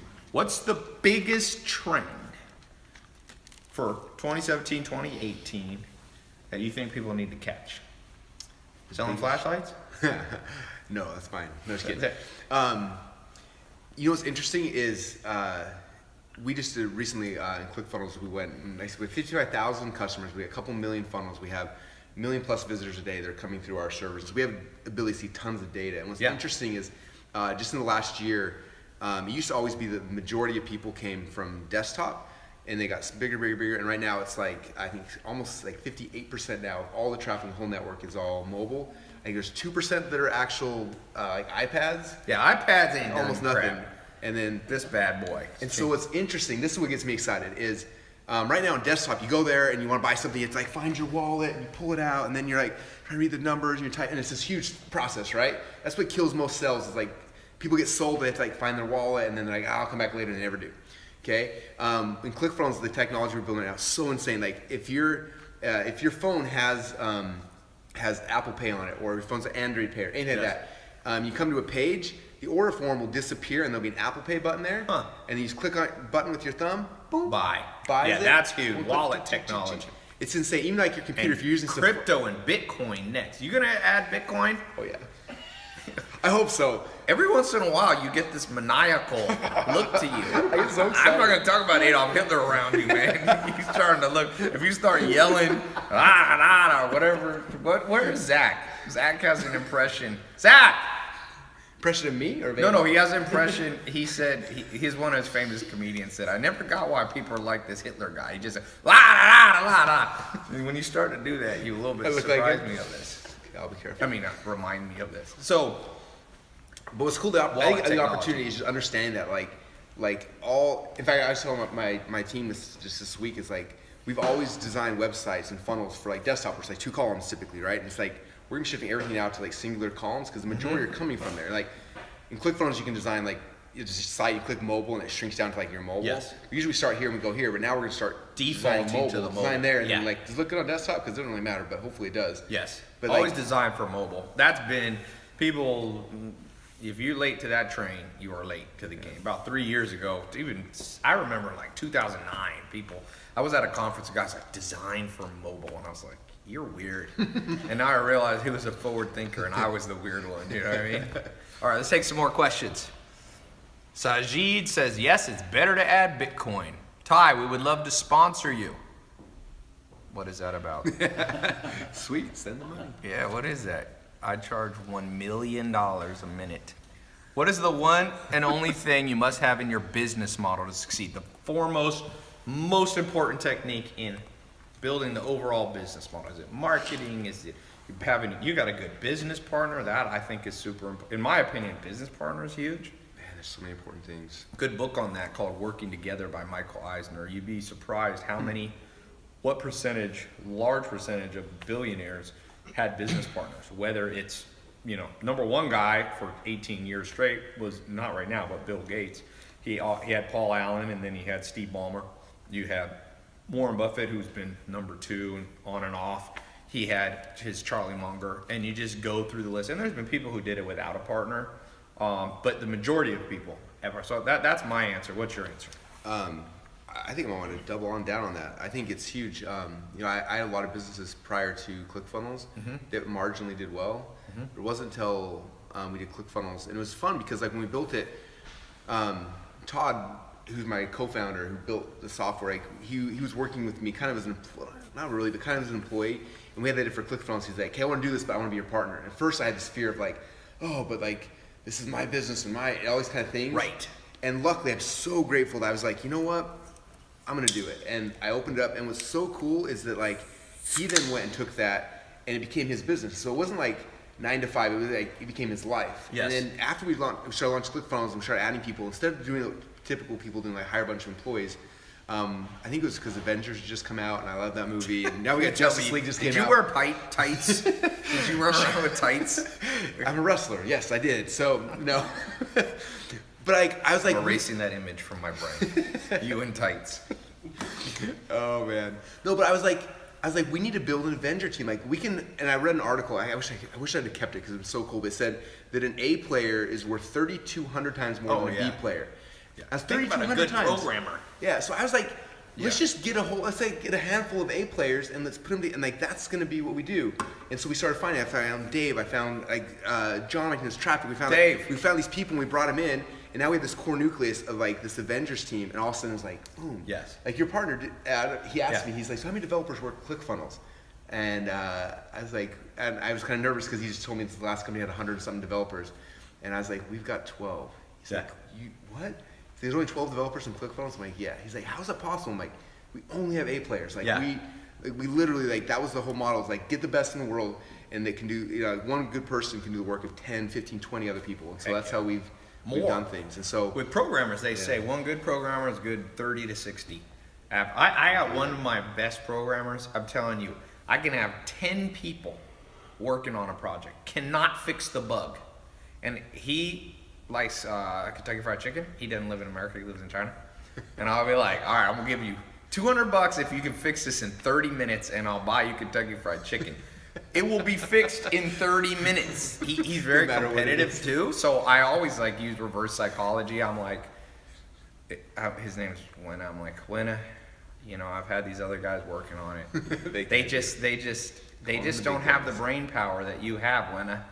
Do you mind doing this? And he's like, has to live up. He's like, I do have the brain power, so he'll fix it. And no, but I'm just saying, the magnitude, a good business partner versus an average business partner is like the difference between marrying Angelina Jolie, beauty-wise, and marrying, who do I say? I feel like I'm gonna get in trouble. I can't wait. Yeah. What's the next one gonna be? I can't wait. Who would be not like Kathy Bates? I knew you were gonna say Is it that. Kathy Bates? Is that her name? Sam, you knew? Say that. No offense, Kathy Bates, you are an amazing actor, but the average dude would probably rather be married to an Angelina Jolie type. Is this some politically correct thing I've done wrong? I've done something wrong. I confess. I'm not bullying, and it's not because she's overweight. So don't accuse me of fat. I'm not part of this conversation. I don't know what you're talking about right now. So. Russell told me to say all of this. If you do not agree with what I just said, go to TAILOPEZ.com/ClickFunnels. It redirects to his cell phone, and he would like a text and a call every hour on the hour to remind him of how much you're bothered by my statements. Thank you. All right, let's take another question. Someone said, ha ha ha ha. Let's see. We have a drink game campaign coming on Indiegogo. How about people who want to use Kickstarter, Indiegogo to raise money? You worked anything, and done ClickFunnels help them at all on that? Because that's its own kind of funnel. Yes, I haven't personally done it, but I've seen some people do it where they use ClickFunnels not to sell the product, but for lead gen ahead of time. Okay. So they try to build up tons of pressure and excitement about their thing. So a lot of times they'll take their Indiegogo video or their Kickstarter video and put it on a ClickFunnels page and just get opt-ins, like pre-sell it. Yes. Build a huge list, build a big following, and then when their thing goes live, then they have this huge following, they can just push it right there and get a lot more traction a lot faster. So you can use it to generate free clients, free emails versus just paid. Yeah. Again, this is those of you coming in late, I'm not being paid for ClickFunnels, although I think I'm gonna become an affiliate for it. But I know, and to be honest, you can use Shopify, has some similar things. ClickFunnels, each of them have kind of their pros and cons. Some of you are selling on Amazon, making a lot of money. And honestly, let's talk about that for a second. So to be unbiased here, do you think there's a time when it makes sense to maybe be up on ClickFunnels and up on Amazon? Our biggest growth right now on ClickFunnels are Amazon sellers. Okay, For a so couple tell us how reasons. those work. How is that going? So a couple reasons why. One is like some people get spooked because they lose an account or they know someone lost an account and they're like, Amazon shuts me down, like my business is gone, right? Yes. And so some people come because like I need to control my destiny and have two. And so that's a big reason why a lot of people do, just to be able to have two places so they can sell it. Another big thing people do is a lot of times they're using Amazon to generate customers. And for example, we had a buddy who sells the cell phone cords, does like 100 grand a day in cell phone cord things. And in the box that comes with it, it shows up in their mailbox. Cell phone cords? Like the iPhone, what those things called? So people These little don't plugs. use the ones they get from Apple? Yeah, it's They a lose huge them? business. It's crazy. 100 grand. Idea for you, 100 grand a day. He gets them in China for like a penny, sells them for like, I don't know, 20, 30 bucks. It's crazy. So the thing comes in the mail. Penny? The box comes in the mail. You open it up, there's your cord, and then there's a big card in the thing that says, hey, if you want a second cord for free, go to whatever.com. Goes to that page, it's ClickFunnels page. They put in their shipping address. Boom, and now they got their customers' contact info from Amazon over here. And now they're able to sell them all the other stuff they sell. They sell power banks, they sell all the other, that type of products. So using, because it's only a penny. Yeah, oh yeah. Send them, and what do they get in? They tell them you get another cord if you sign up to the email list or something? Yeah, you basically go to this page, fill out your address, they'll ship you a second cord for free. Let's talk about email for a second. Huge thing. What is ClickFunnels and what do you see the future of email marketing? I think in my business, I probably make, anywhere from $200,000 to $1 million a month just having a good email list in just one of my businesses. Do you see in the same trend? Email's still important. It's not completely replaced. I love email. I don't think it'll ever be completely replaced. What I'm finding fascinating is we're doing a blend now of email and also like Facebook bot messengers. Yes. And it's but like using both of them together has been really powerful. It's like you have a message here and then the Facebook thing that complements it. Walk us through that for people who don't know. What are you saying? So we all know, we've been to websites, you put your email in and you get on some newsletter list. Yep. What are you doing with bot? When we hear the word bot, we're talking about Autobots, we're talking about transformers, we're talking about auto inserting a message into their Facebook Messenger. Yeah, so in ClickFunnels, we're finishing our platform that'll do bots. And basically we're called, someone will fill in, like, put in their email address and there'll be a little button underneath that says, do you also want to send you this info through Messenger, right? So you say yes, boom, and it sends you the email and then also sends you the thing that you're opting in for through Messenger, right? So it's two different places.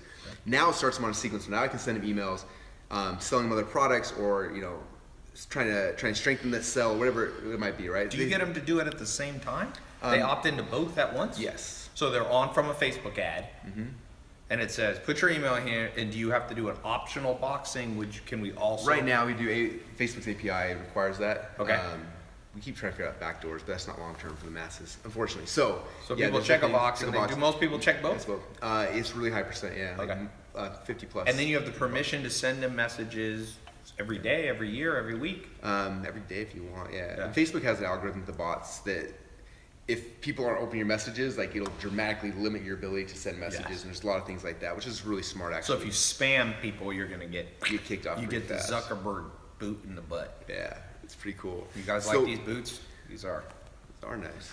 Yeah. So it's interesting if you look at, so we have like I said, over 1 million person email list, and I think we have like 40,000 people on our messenger list. Okay. And if we broadcast both of them, we get almost the same amount of clicks from each. From just 40,000. Yes. So if you had 1 million on the other Yes. one, it would be destroying. So we're putting a lot of effort and energy into the migration, getting people from here to here, and getting them both places. Because I also think that it's also scary because it's all on Facebook, all on Messenger. If Zuckerberg one day wakes up and decides he hates marketers, it's gone. So I'm not saying get rid of email, but I'm saying use them both together, and like there's power in that. The more platforms you're on, the safer it is. You get kicked off Instagram, if your Twitter's popping, you're good. If you Facebook Messenger, I don't know who the heck checks Facebook I haven't checked my Facebook messages for years, but when I watch other people, Hannah, do you check your Facebook messages? No. Ben? Yeah, I do. Sam? Pablo Escobar does. Every day. Okay, we call Sam Pablo. Okay, let's get more questions. You still good? Oh yeah. You're not falling asleep on me? Okay. A little bit, but He's so excited to be talking to you guys. Let's see, a lot of questions. Russell, you're the man. Please give some fresh tips to catch. Oh, That went fast. Man, these things starting to pour. To catch it as a ClickFunnels affiliate. Oh, cool. Let's talk about affiliate marketing in general. What do you see our affiliates using ClickFunnels to test things, get them up? Yes, we actually, so we have an affiliate program. We give away cars. Do you want a car from us yet? Yes, he has. Oh, how many cars have we given I away want a this year? car? You have. You just haven't collected on It's it. cool. Hey, How many cars have we given where's away? my car? What kind of car did I win? 51? So we give away I 51. won 51 cars. You heard it? It's locked in. You're a man of your word. No, stop Or the did feed, you stop the mean feed. did you mean a 1951 car? You Probably closer to that, yeah. Have a old Chevy, man. Catalytic converter. You will just. It gets 1 mile to the gallon. Okay, I'm gonna teach you guys how to become the biggest TAI Lopez affiliate in the world. You But want more before we do affiliates? that, can we actually talk about this car for a second? Did I actually win a car? What kind of car is it? You can pick your car. We just cover But all what are the the options? We've got people all the way. It's funny. We've got people that bought like I don't even know some of the crazy high-end ones, all the way down to moms who've gotten minivans. So it's like So I might give it away as a bonus for somebody in my company. My brother Ben. Rick was like, "Yes, I'm in." I gotta Snapchat this. How could I have won a car and not know it? This is disturbing. Are you telling me I won a car as an affiliate for Click? How do you not and know I this? didn't know this. What should I do with the car? Should I give it to a fan or should I give it to an employee? Hannah is an employee and she's saying to employee, do the Hannah dance. What was the dance you were just doing, Hannah? Huh? Yes. Hannah has a weird head swag. Okay. Here, can you caption my snap for this? Okay. So I got any car. What should I get? Let's do a quick survey. What do I get? Somebody said employee, fan. What car should I get if you were me? I can get any car within reason. Tesla Roadster. You must be my brother on here. Audi R8. Bugatti. Roadster's expensive. Bugatti. You're probably not going to get me a Bugatti. Although I will be your best affiliate if you send me a Bugatti. You could We can make that happen. What's the most money have you seen affiliates making 7 figures? 6 figures? Oh yeah. So theoretically, Just think, click like people promote our stuff, yes. But if this is a whole ton. so let's talk about this because I interrupted you. What can an affiliate, either to be an affiliate to ClickFunnels or to any product, how are they? Let's do for him. How many of you guys want to be an affiliate and make TAI Lopez more money and make you guys money in the interim? Do you guys have an affiliate program for like Mentor I Box? say I will. Oh no, that was on my Pee Wee Herman adventure thing. Okay, yeah. Does Mentor Box have an affiliate program? MentorBox does, and so does TaiLopez.com. Okay, so this is what I would do. This comes back to talk about earlier. So I would go to YouTube and I would find all the coolest TAI Lopez videos you can find. Okay. There's a bunch of them, right? Find the ones that meant the most to you and probably like theme them out. So like here's all Ty's thoughts on cryptocurrency or all Ty's thoughts on whatever. Find the videos and then make a page that says, I'm gonna give you the top 10 TAI Lopez videos about cryptocurrencies. Put your email address in here and I will email you the top 10 videos I found. They're amazing. You're gonna learn about this, all that stuff, right? And that's step one. Step number two then. So you get their email address. I go to Facebook, and I target Ty's audiences, my audience, and entrepreneur audiences, Mark Cuban's audiences, and Tony Robbins' audience, and I say, come to this page, I'm gonna give you TAI Lopez's 10 best videos on this topic, and you spend a little bit of money, people come, they opt in, you start building an email list, and then after someone comes in, you email them, here's the 10 links to the 10 videos, and then by the way, you know that Ty every single month curates, him and his partner curate the best books they find in this really cool thing called Mentor Box. If you click on this link, you can get an account to Mentor Box. Now you can get these videos, now you're gonna get all their books, their best books every single month, blah, blah, blah, blah, blah. And now they're affiliates for you, and they've got a really unique offer they can go out there. The reason why affiliates lose is because they'll go and they'll sign for your affiliate program, they'll get their affiliate link for Mentor Box, and they'll send the same link to everybody else on earth sending, same ones you're promoting, everyone's promoting, and they can't be profitable because there's nothing unique about what they're doing. Yeah, you gotta make some content. So you take, and what's nice about it, same thing I tell my people, I'm like, go to my channels. I have so much stuff I put out every single day. Find the stuff you like the most, package it, give it away in an opt-in, and then you can build a list and then sell my stuff. We all win. So let's talk about this for a second. Content. A lot of people are scared of creating a video. They don't want to put their face on there. They don't want a podcast. What do you have to say to people with that belief? Because it's holding you back. We live in the content consumer marketplace. Even Steve Jobs started doing this. 1984, he went on stage and created this content with this cool thing, which really was when Apple was like became cool, one of the things. So what do you say to somebody who has a false belief that they can't create some cool videos because they're introverted or they're nervous, or what do you say?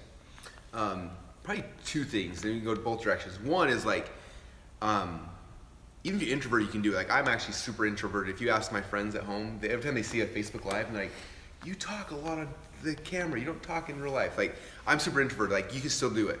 That's number one, like don't be afraid. The second thing is though, like maybe you really are in a super huge fear. Like I look at my company, like I got some amazing people who work with me, partners and founders and stuff, and like they're not on video all the time, but I am. So it's like if you can't be that person, like find the partner who's like, they want to do that thing, they want to be the person in there, and make that the partnership, and that can work as well. Yeah, Todd Dickerson would have, the code of ClickFunnels, like he wouldn't have ever wanted to be on camera talking about ClickFunnels all day. Yeah. And that's like, I can't code, but I can do that. So we found each other and made it work. If you study Myers-Briggs personality theory, one of the Jungian, psychology tests, it says in most cases, introverts and extroverts are the best match. So if you're looking for a business partnership, if you can partner up, if you look at Warren Buffett, is extroverted. He likes to crack jokes. If you go to the Berkshire Hathaway meeting, he's funny. And then Charlie Munger, he'll turn to Charlie Munger, who's an introvert, and be like, Charlie, what's your opinion? And he'll go, I have nothing to add. Literally, that's what he says. There's 18,000 people flew in from around the world as they ask in advance, what's the next company you're investing in? How are you going to invest our billions of dollars? Warren Buffett will be like, well, when the tide comes in, you see who's swimming naked. Ha ha, the whole place laughs. Then literally he'll be like, Charlie, what's your opinion? And he'll go, he literally eats peanut brittle and drinks Coke because he owns See's Candy peanut brittle and the largest shareholder, I think, at Coca-Cola. So, and he's mic'd up to 18,000 people in a studio, and he's such an introvert. Introverts are more likely to have very strict little habits. So he has a habit where he eats peanut brittle at 92. So you're listening. It's like, for 18,000 people. I'm like, this guy doesn't give a damn. So, but they're a great business partnership because Charlie Munger sits there and crunches the numbers, and he reigns in the optimism of an extrovert. So, your business partner is an introvert. Mm-hmm. My business partner, Alex, is visiting, and guess where he has been all day? Locked in a guest room in my house. He's like, I'm working on something. Don't bother me with humans. That's a good partnership. Yeah. Okay, what other questions? These are pouring in. Somebody said they'll offer me 44 grand for the painting. No, I'm waiting for that thing to go up more. Which painting? The Brazilian one, or that's one from Casey Bow from Brooklyn. Ty, oh man, that came through too fast. We already did a trend one. Where's the couch? You mean the couch that I had when I was broke in a mobile home? That thing probably fumigated and burned. Do you ever wear your makeup on camera? You know that Russell, I think you're talking to you. Russell was one of the top wrestlers. You were number 2 in the U.S.? In high school, yep. And he's he's a purple belt maybe in Brazilian Jiu-Jitsu. So he can come kick your ass if you say he's got makeup on. Let's go. He can show you makeup ground into the Got ground. the ears to prove it. Yeah, he's got the cauliflower. Always check. You know, one of my before you get in a fight, check their ears. when I first started doing martial arts, I had this Navy SEAL sniper guy taught a class in North Carolina. You remember him? Brad Huffman, Sifu Huffman. He was the only white guy to ever grow up in the Shaolin Temple in China, where they invented like kung fu and all that. But he was also fought in the UFC 1. And he told me, Ty, before you get in a fight with a man, you look at his nose, you look at his ears. If the nose has been broken in multiple places, the ears are all fucked up, leave the dude alone. You're not gonna do well. I gotta tell him a whole story. This guy was huge. He was very strong. I'm sure he killed many people as a Navy. He was a sniper, right? So, hey, can you watch the front gate, Hannah? So, this is a true story. You appreciate this as a wrestler. He was dating a girl. He was in a biker, or like a bar. And all these Hell's Angel guys came in.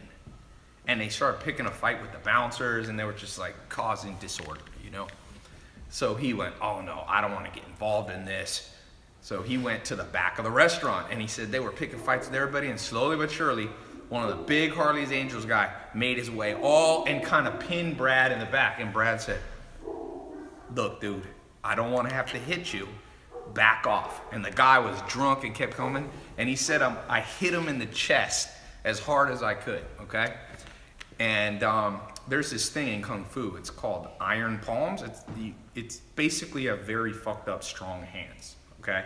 And he was like 9 iron palms or something. He hit this guy in the chest, and he said the dude fell over, and blood came out of his mouth, and he's like, I killed him. The dude just, boom, he fell on the table. So the guy went to the hospital, the ambulance came. And he said, I felt so bad, I went to the hospital and I visited the guy. And the police, and it was self-defense, so he didn't get in trouble. The doctor said, did you stomp on this guy? And he goes, why?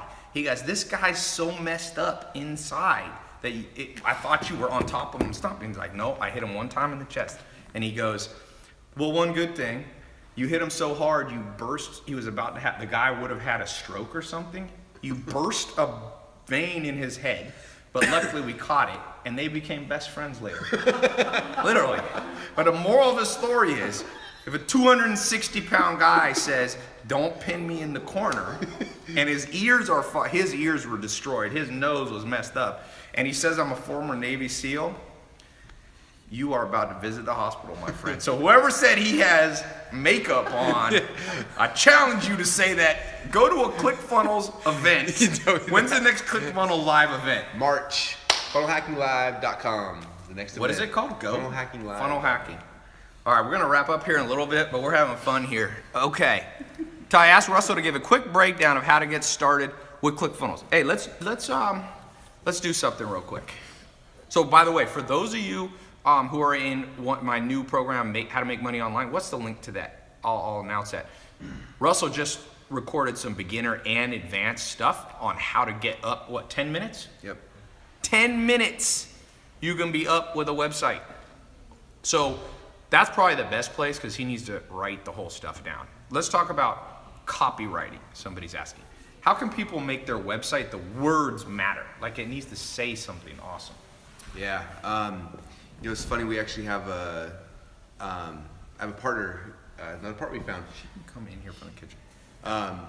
It's funny, like, we created a software that helps that because the copywriting is the hardest part. A lot of times you build a page and it may look really pretty, look nice, but if people come and like the words aren't right, Yes. like no one's gonna buy. Like that's what it all comes down to. Like the funnel doesn't matter without the right words, the copy that converts people to buying. And so I have a partner, his name is Jim Edwards. He went through like all marketing advertising for the last 100+ years, and he found like all the best converting headlines from all the way back from like the beginning of copywriting, like Gene Schwartz and Gary Halbert, all these people, and combined all these things, put it in software. Basically, you could type in your product name, and it's like, I sell this, this is what the benefit, this is the feature. So you talk about it, you fill in some blanks, you click a button, and it pops out like 800 headlines based on the best headline templates in the world. And you just copy Where do you get look this? them all. It's called Funnel Scripts. Funnelscripts.com. Is that it? Yep. You use that, Ben? No, I've seen the.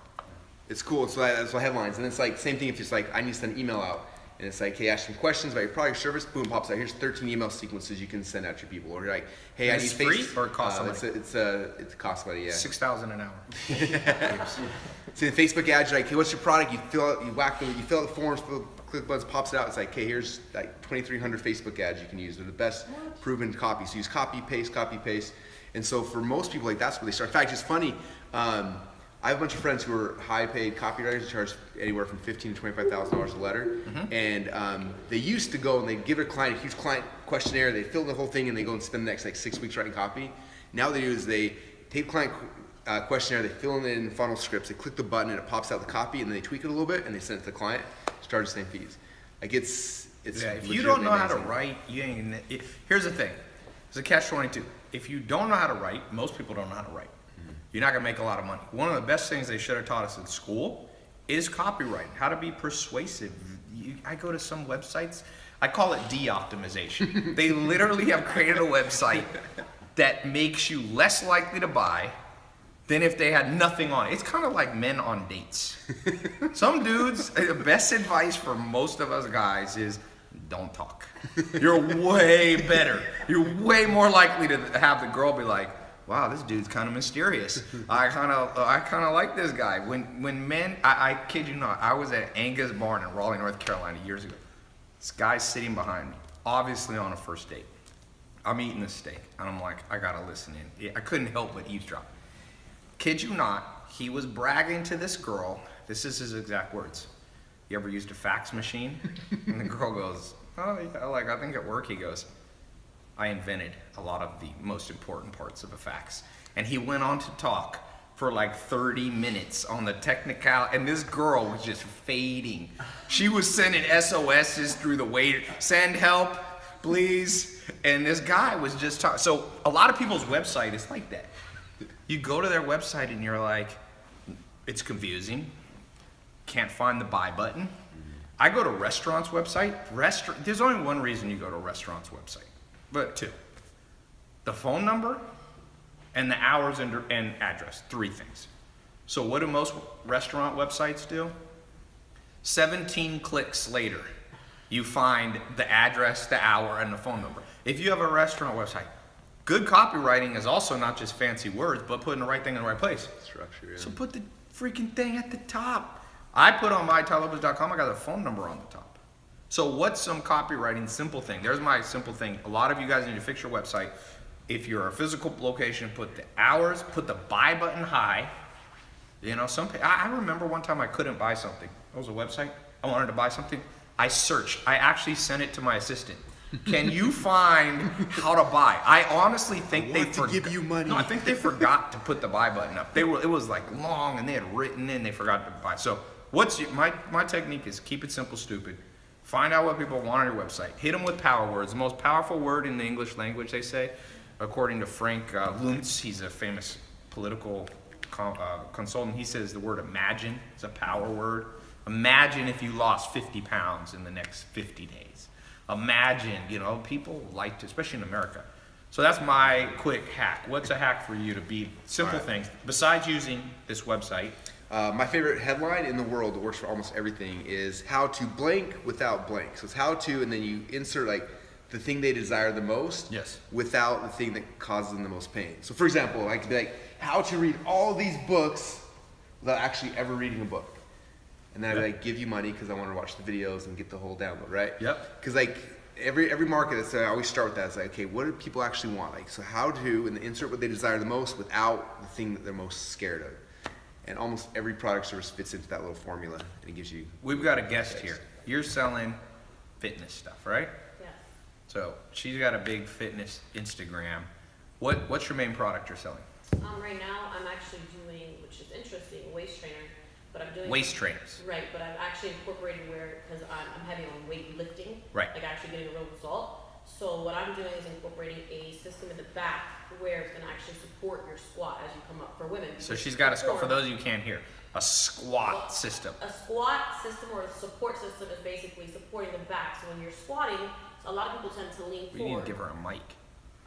Let me repeat it. A squatting system, so you lean forward, you don't hurt your back, you get strong. You get the right form. Right posture. So she would say, using your technique would be something like, for girl, let's say your target, her target audience is women, how to get a Brazilian butt without going to the gym. Without hurting your back doing squats. Yeah, without hurting your back. How to gain muscle while you lay in bed. This will sell, unfortunately.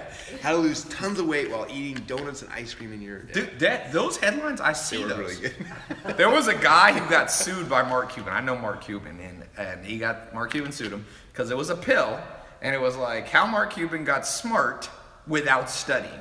Take this pill. It was a scam, but people bought that thing because exactly. So I love that. Write that down if you're taking notes. How to blankety blank good thing, insert good thing, without insert bad thing. And if you understand the 25 cognitive biases of psychology, the two most powerful drivers of human behavior are very simple: reward and avoidance of pain.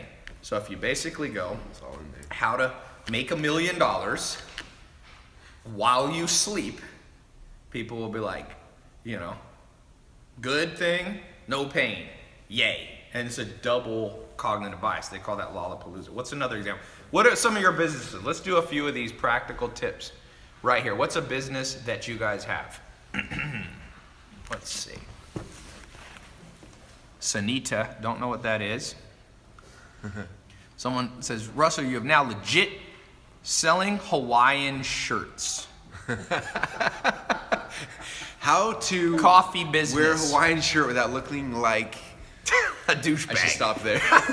In case you really are selling Hawaiian shirts, which maybe you are. How to wear a Hawaiian shirt without looking like you're 200 years old. Without looking like your grandpa. What else? Soda company. Vape. How about vaping? I'm a Mormon, I don't know much about that. You don't know about it. Vaping is like basically how to smoke without the negative, tobacco problems. What else we got? How to twerk, someone says. Are you big on understanding twerking? Let's say Russell is selling twerking lessons. This time of night. This is what happened when I live stream late at night. We got crazy dude in wherever. Okay. Twerking secrets. Like Zumba. The Zumba brand is like this huge $1 billion brand, and I could have been one of the first investors. I missed it, but he basically teaches you to salsa dance to lose weight. But let's do the twerking one. What would be an example of twerking one? So why do people twerk? They're twerking because... Hannah, why do people twerk? You're our resident dance expert. Why do women twerk and some men, unfortunately? Wait, men twerk? No, I didn't know that either until twerk. right now. Ty's confessing, I think. I do not twerk. I do not twerk. Let's say how to twerk without work. That actually rhymes as well. So It sounds even stupider. Well, let's say, so twerking women do to be sexy, and why do you not? How about how to twerk without looking like a slut? Oh, that's actually really good. Because a lot of women Drop like the the mic. idea. Boom, thank you. Boom. All right. Mic I can drop. Stem cell research, that one. Let's see. Somebody said, come on, what do we got? We got crazy ones here. Someone throw something hard. We're going to do this to close up. We're going to do an actual case study of how How to Russell sell weed without going to jail. how to sell weed See, it without works going to everything. jail. Sell actual weeds. Go in your garden, the big secret. pull up weeds, put it in a bag. You may get killed by the Mexican cartel for selling fake or some tweaker. But okay, let's do actual. I'm gonna pick one of you. What's your actual business that you're trying to get off the ground? And let's talk about this. Apparel store. Be very specific. Things like apparel store is a little bit too broad for us to give good advice. Fashion store is too broad. Be very specific. Elder care, coffee store. That one's not bad. Landscaping business. Delivery. How to throw conferences.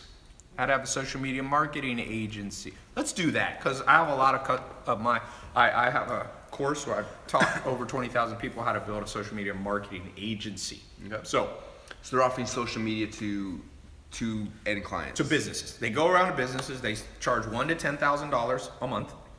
And we're gonna actually put this, remind me, Adrian, we'll cut this video right here. We'll keep this in, but we'll also put this in the social media marketing course. Cool.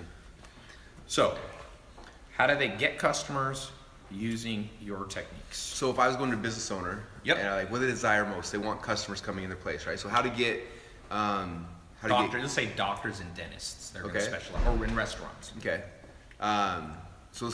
Let's use dentists then. So how to get cash paying clients to come into your clinic? They call it clinics, the Dentist office. Dentist office. without having to, or how to get cash, whatever their thing is, right? Paying dental clients. dental And then I don't think most dentists want to sit there on social media, so without spending time on Twitter, Instagram, or Snapchat. Okay. Because they want to fix people's teeth. They don't want to be doing Yes. these things, right? Yes. So you become social media. So how to fill your restaurant with people ready to buy your food on Tuesday night when everyone else normally can't come in, without having to. Once again, I think social media people. It's like I don't think the business want to do social media. Yeah, without having to manage your Facebook ads. Without even knowing what a Twitter account is, without even knowing how to tweet or how to, Yeah, how to snap. Okay, so if you have a social media marketing agency, you make a ClickFunnels landing page. The landing page at the top says how to get, so if it's a dentist, how to get 17 new dental clients this year from social media, and then you put without having to ever log into Facebook, Instagram, Twitter. That's a great headline, actually. You like that? Right there. Take that. You should use that. If you don't use it, then you hate money. That's the only reason. You why hate money. I gotta use can't that think of line any on other reason. people. Yeah. Sir, you hate money. It's the only logical explanation is you must hate money. Otherwise, you just do it. Okay, so they build it on ClickFunnels. They get the headlines up. How would you get dentists to start going to see this page? I would go to Facebook and target dentists. Pretty easy. That'd be the first spot. Next thing, I know a little about the dental market. If I was going after dentists, I'd go to dentaltown.com. Dentaltown.com has an email list of like 80,000 dentists you can rent Wow. for like $5,000. Really? I'd buy an ad, I'd pound it out, and I'd have a whole bunch of clients overnight. So you can basically rent email lists. They call it email drops. You can do an email drop to 80,000 dentists, and you have them And click. most industries have those kind of things. I just happen to know dentaltown.com does it for dentists, but most of them have those type of things where people have aggregated the industry and Yes. you can rent ads to go out in their email box. Yeah. So there you go. We built a business from start to finish. We've been on here an hour and a half. Russell, we got to give this away. We got to give money and an iPad mini. All right, here's my headline. This is real money too, you guys. In case you're like thinking, No, that it's it's not. gotta I be don't fake. want people to This know. is real. No, this is fake actually. Oh, It this says is fake. motion picture. This You know is why I fake do money. that? Because there was a rapper this year. Which rapper was it that had somebody come in with guns, take Are you all their serious? money? Yeah.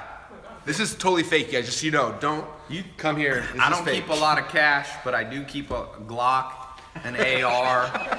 I got a AK-47 in here. That's actually true, by the way. So if you come looking for the fake money, you may meet a real That's so bullet. cool. You may real fake money, real bullets. That's my ticket. How about that headline? How to protect your house? How to protect your family from intruders from bed, from your bed, without getting out of bed. True story. A man broke into a house in America about 10 years ago. An old lady lived in the house. She heard him come in. She pulled out, she had a big gun. I don't know what it was, a 357, something. It wasn't her gun, but it was next to her bed. She pulled it out, the room was all dark. The robber walks in, opens her bedroom door. She was waiting for him, gun trained. She knew where the door kind of was. He opened, it's a true story. Opened the door, she went boom, shot. Dude fell down dead, okay? She calls 911, I just killed somebody. They came, ambulance get here. The dude had died of a heart attack from being scared. He thought the house was empty. She missed him. She shot way over his head, and he just thought he was in this house all alone. He was an older robber, apparently, not with a great heart, a little too much bacon. And because I will tell you, if you're sneaking in somebody's house and you think no one's there, you know you're doing something wrong. If a 357 goes off and you got a faulty heart, this guy's visiting, he's in the underworld right now. So, moral of the story is that is a real headline you can use. How to protect your home. And you could sell 357s. And you have a little antidote with this woman. Hey, I would buy a 357 out. How to kill somebody without actually shooting them. Just shoot the gun off in a dark room. They're dead. Man, the greatest sound with a weapon. I have shotguns. Stories come from. This is amazing. I read a lot. 12-gauge shotgun. Just click it. They're out of your house, man. They're out. Most people know that sound. That's a universal sound of get the fuck out of here now. Okay. You like this story? I love it. It's a little weird. It's late night, but this is the late night. We should make. I really need a late night show. I talk so much better late at night. What is wrong with me, Ben? If you don't believe there's such a thing as a night owl, Oh, these guys are like, can we go to bed, please? What time is it? no, I've turned everyone in my company into night owls. Adrian's like, I go to bed at 3 in the morning normally now. Okay. Here we go. You're gonna get a fake stack of $10,000 worth approximately 50 cents, or an iPad. Dude, we should start doing that. This is the dumb. This is, you know how they used to, like, if you pick the wrong door, you get a goat. You get the bad. You get a goat, or you get the real iPad. This is an iPad Mini 4, 120. Now I'll give you guys $100. Okay, I'm gonna pick a question for those of you who've been listening. We had a lot of people on here for late at night. That's amazing. I bet you Facebook gonna be about 60,000 people watch. This will be 50 to 100,000 people watching. Bigger than a stadium, man. And with the replays, we'll hit a lot. Okay. Here's my question. First person to answer it gets second prize. Second person, it's kind of counterintuitive. Second person gets first prize. The question is, what is the product that Russell Brunson client on ClickFunnels used to make $20 million in 2 months? Okay, tell me when. Wait, we do a little thing. We gotta pick the phone first. This is for the $100. All right, you're the guest. Tell me when to stop. Stop. No, you're not the guest. It's a woman. Oh, sorry. We're going back to you wearing makeup, Russell. Okay, this is Twitter. Somebody's gonna win $100. Tell me when to stop. Ready? Yep. And stop. Stop. The winner is right there. Sandesh. Sandesh something. You want a flashlight? You want $100. Okay. Tell me on these three. Tell me when to stop. Okay, ready? Yep. And stop. All right, we gotta go to, I don't know, my finger's right between. Go again. I don't know why I'm making that sound. Okay. It adds to the effect, though. Stop. All right, we are back to Insta. iPad Mini 4. First part, tell me when to stop. Ready, stop. Okay, first one I see. Nobody. Somebody wrote the word Insta. Somebody said I'm here. Somebody said Android. All right, Instagram has some horrible guesses. What's the first product? What's the question again? There we go. Nandaja.m. You got not a flashlight, an iPad Mini 4. You can use it as a flashlight, though. That's right. You can use a big ass flashlight. Buy his book, Expert Secrets. Go to tailopez.com/ClickFunnels. That's my affiliate link for ClickFunnels. You can buy it. It's the same price. Or he decided to give all my clients 99% off if you go to. No, he didn't. No false claims. But yeah, go to tailopez.com/ClickFunnels. You can get your website, your idea up, tested in the next 10 minutes to 10 hours, depending on how slow bus you are. Your slow bus might take 10 hours. Last parting words. Okay, here's my last question for you. You got 5 kids. How many sons? How many daughters? 3 sons, 2 daughters. Okay. The question is, if today was your last day on Earth because you were getting on Blue Origin and heading to Mars, so you would never see Earth or your kids and family, what are your parting words to them? It doesn't have to be about money. It doesn't have to be about business. Oh, man. You got a paragraph. The rocket is getting ready to take off. What do you yell out the door for them to remember you by? Oh, wow. We're going deep late at night. It's not gonna be about you wearing makeup or not, It's right? not about makeup. That's not. It's not about business either. It's gonna be. That could be anything. It could be. I know you're religious. But it can be religious. What is it? Some things more important than money. I think it all comes down to is just helping them. I try to figure out, like, I want them to understand who they are. You know what I mean? Like, Take your time. I'm a night owl. We got all night to wait All for a good night. answer. wow, like I think, like just some context. Like, like when I was growing up, when I was a kid, I never thought I was important or valuable or anything. You know, like I was never succeeded in school or things like that. I always struggled, and just because of business stuff, I've been able to have an impact on a lot of people. I think help them understand that they're not just a person. Like they can have a huge impact on so many people if they'll just like follow their dreams and run with it and like just do it. You know what I mean? Something like that. I don't know how to write So a not paragraph. underestimate themselves, maybe.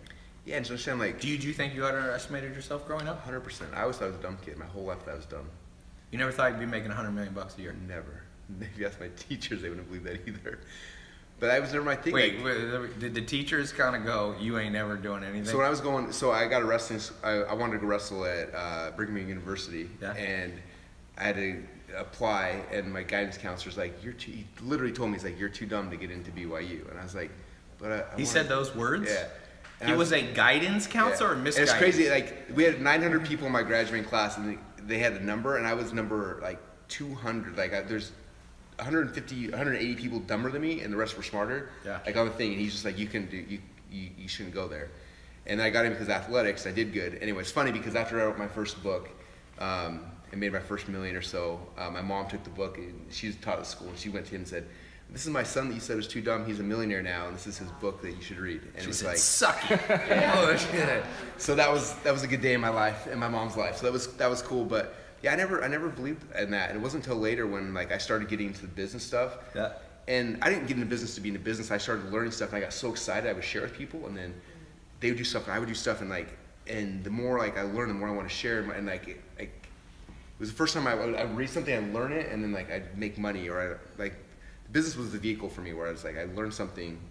And all of a sudden, it is like all of a sudden reading becomes live because like I can read something, I can learn, I can do it, and something changes and becomes better because of it. Yeah. And I became obsessed with that, and then that was so fun for me. And I wish that I would have understood that when I was their age. So I think that's what I would tell my kids, is just understand who they are and like what they're capable of, and that they are good enough now. You know what I mean?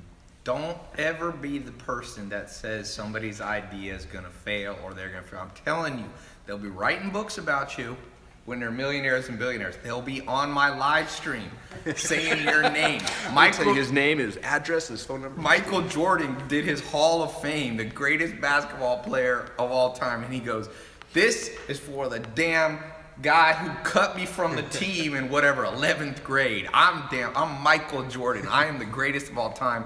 You suck." His address, he lives in Gastonia, North Carolina. Go destroy, burn his house. And now he didn't say that, but it was a controversial thing but the point is, people create tremendous pain and trauma in young people, and I'm like, what is wrong with you? Kids are like Play-Doh, man.